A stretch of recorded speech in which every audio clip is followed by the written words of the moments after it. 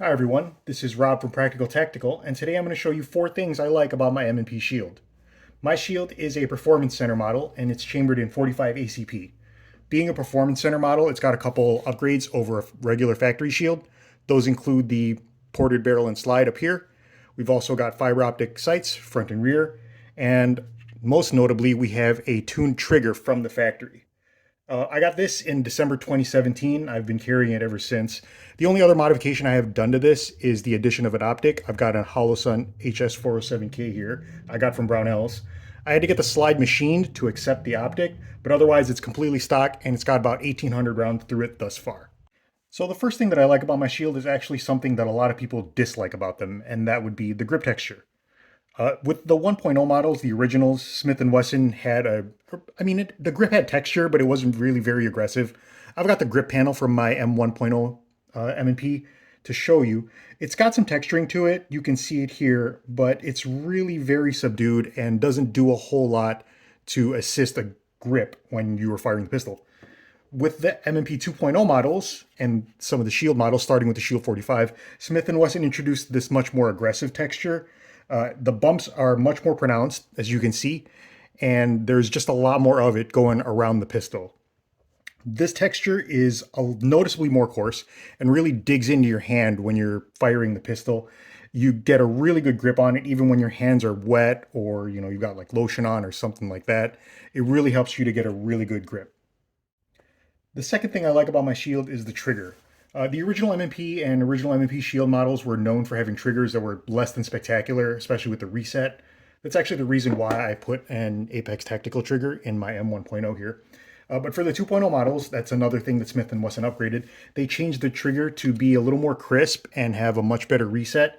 They still kept the same hinged trigger shoe here, but the actual action itself was much more smooth and a little bit lighter for the standard shield models.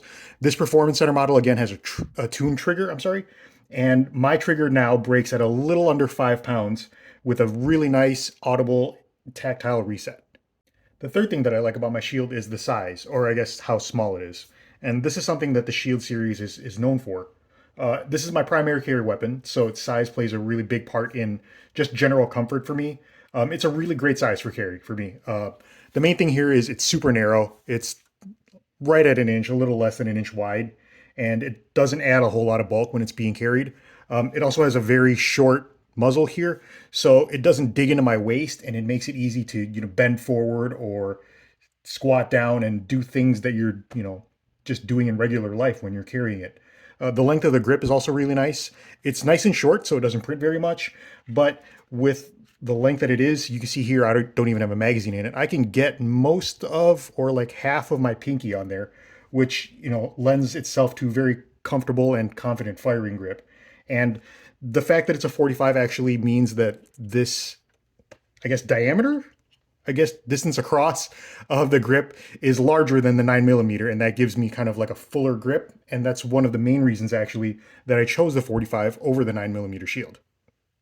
The last thing that I like about my shield is probably the one that's the most important thing to me, and that's the reliability.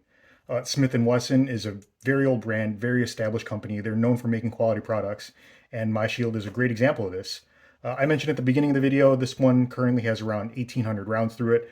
That's a mix of range ammo and carry ammo, and I have not had any malfunctions at all, not even one.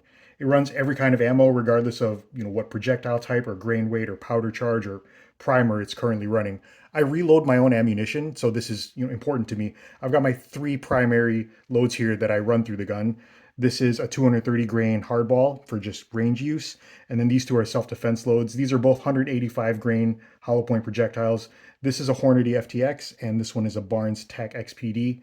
All 3 of these run flawlessly through this gun. Again, 1,800 rounds of mixed between all of these, and not one failure to feed, failure to eject, uh, bad primer strike, nothing like that.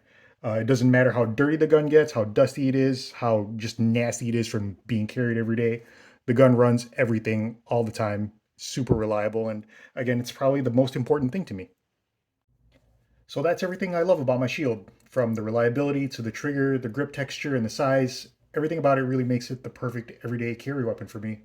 Again, you can find the Holosun 407K and the Barnes Tech XPD ammo at Brownells. Check the description for a link to the blog where you find more practical content about stuff like this. And before you go, don't forget to subscribe, hit that like button, ring the bell, and I will see you all next time. Stay safe.